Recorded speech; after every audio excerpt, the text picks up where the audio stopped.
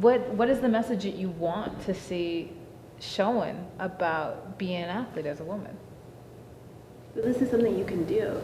I think so many women are told you can't do this, and I think there's so much value to being an athlete, not only what you get in that day-to-day training and not only in the health benefits that you get, but also in how that transfers into your daily life. Studies show that unwanted pregnancies are reduced when girls are physically active, that a young woman is more likely to leave a man who beats her if she's participating in fitness or sports.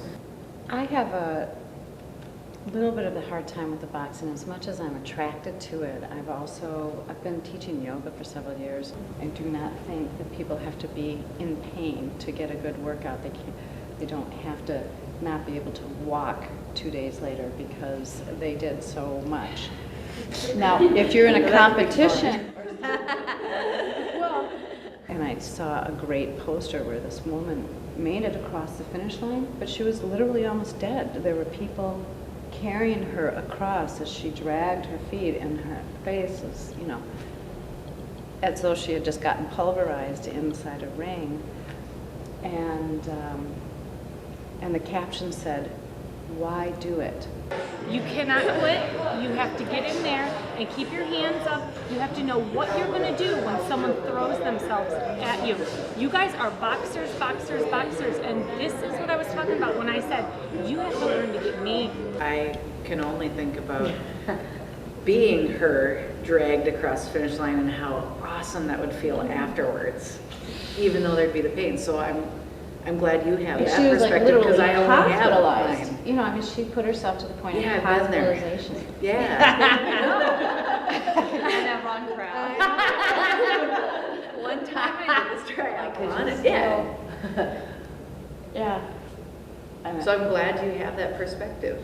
That helps me, because I only have mine, and that is all the way to the end, and enjoy the process, especially the fruits of the labor at the end. I've also had several surgeries. I'm 33 and I can't play basketball anymore. I mean, how much sense does that make? Right, that's my point. I have those memories and I have things that I took away from it, but I can't do it anymore. I used to do run as well as do powerlifting, and I ran like 30 miles a week, and then I'd be in the gym doing squats and deadlifts hardcore, and I got injured, and then I learned, I can moderate, because they recommended, they were like, you could do surgery if you want, but you don't have to. You can see if you really need to and try moderating your activities. I mean, I learned when I was in the extreme of training, like suddenly there was a point where that didn't work for me anymore. I mean, I had lost things that really mattered to me in my life, and I wasn't feeling balanced. But I mean, I do think we live in a particular culture that doesn't advocate balance. I mean, it advocates working 9 to 5 and maybe going for a jog before that or a run after that, and then, but expects balance, especially from women with, balancing their home and their work and their, so it's an interesting question of where we teach young people to learn, this is all of equal value. I learned my balance after I had my lower back reconstructed when I was 20.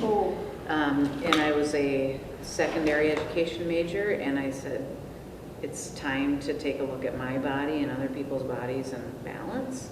And so I went into physical education to be a phy-ed teacher to help implement that balance, not only in my life, but in other kids' lives. And unfortunately, physical education keeps getting put on the back burner, and we're seeing the results of that. But when I'm working basketball camps with kids, or giving tennis lessons or golf lessons, it's all about teaching them the balance and the enjoyment. Balance, when I was teaching yoga, and I would talk about learning balance. Your practice on the mat is for your practice in life off the mat. How you balance on the mat is how you balance in life.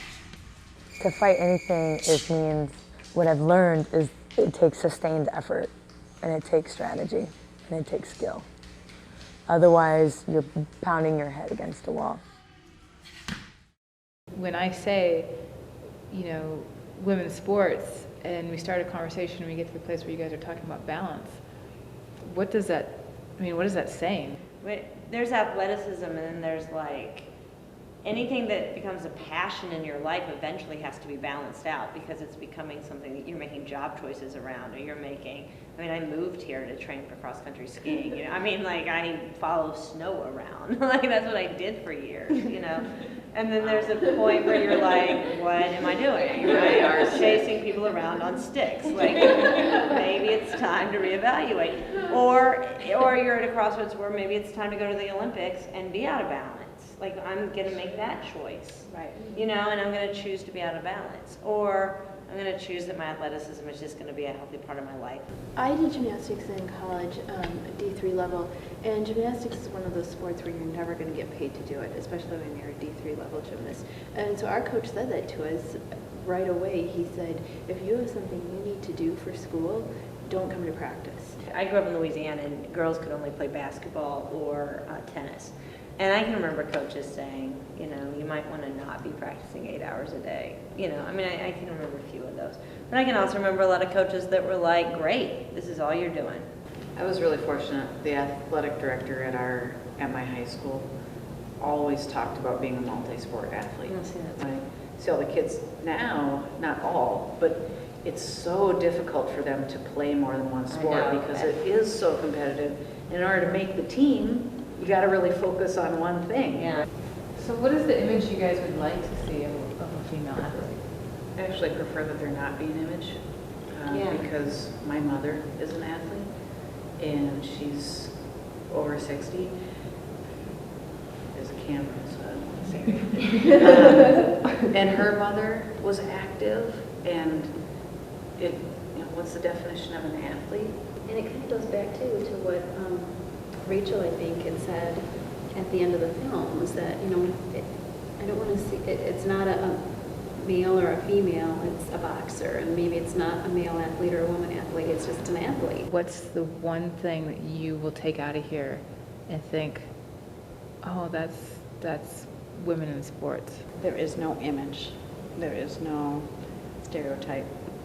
And who am I to say you're an athlete, you're not an athlete, Right. I don't know you. Women can compete in events that, you know, traditionally, you know, men were competing in. And we continue to allow girls to play sports that historically were boy sports, and I think that's great. To me, one of the important things is that there are no limits, or we don't know where the limits are to our capabilities. The people on my team I see are in a ring, they're not women. And they're not men, they're boxers.